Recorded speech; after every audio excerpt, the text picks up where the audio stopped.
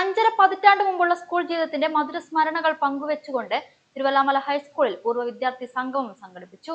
1968-69 വർഷത്തെ 10ാം തരം ബാച്ചാണ് സ്കൂൾ അങ്കണത്തിൽ ഒത്തുകൂടിയത്. സ്കൂൾ അങ്കണത്തിൽ ഈ കൂട്ടായ്മയുടെ നേതൃത്വത്തിൽ നിർമ്മിച്ച് സമർപ്പിച്ച ആൽത്തറയിൽ വെച്ചായിരുന്നു ഈ വൈകാരിക സംഗമം നടന്നത്.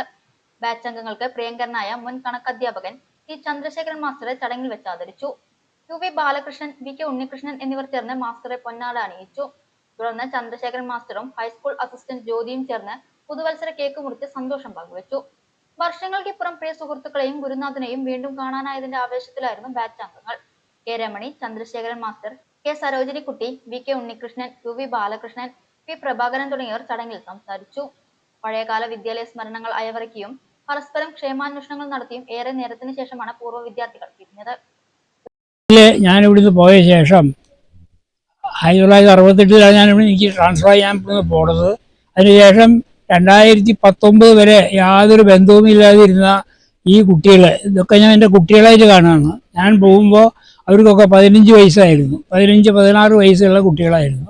ആ 15-16 വയസ്സുള്ള കുട്ടികളെ കാണാൻ 51 കൊല്ലം യാതൊരു ബന്ധവുമില്ലാണ്ട് ഇരുന്ന് 2019 എനിക്ക് ഒരു പൂർവ്വ വിദ്യാർത്ഥി, ഈ കൂട്ടത്തിൽപ്പെട്ട ഒരു വിദ്യാർത്ഥി തന്നെയാണ്. പക്ഷെ ആ കുട്ടി വന്നിട്ടില്ല. ആ കുട്ടിക്ക്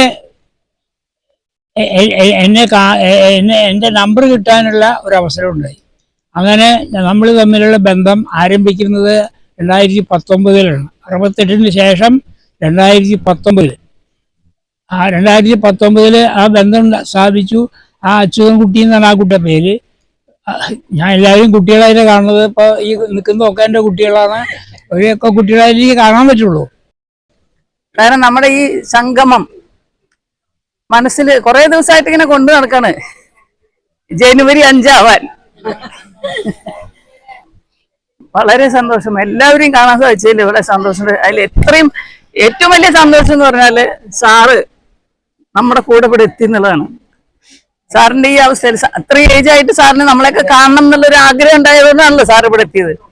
തീർച്ചയായിട്ടും ഇന്ന് വരാൻ കഴിഞ്ഞവർക്കൊക്കെ ഭാഗ്യമുണ്ടെന്നാണ് ഞാൻ പറയാം. നമ്മുടെ നാട്ടിൽ തന്നെ ഇനിയും കുറച്ച് പേരൊക്കെ ഉണ്ട്, അങ്ങനെ തെരഞ്ഞു പിടിച്ച കുറച്ച് പേരൊക്കെ ഉണ്ട്. പറ്റുന്നവരെയൊക്കെ നമ്മൾ അറിയിപ്പിച്ചിട്ടുണ്ട്. പക്ഷെ അവർക്കൊക്കെ നഷ്ടമായി ഇന്നത്തെ ദിവസം.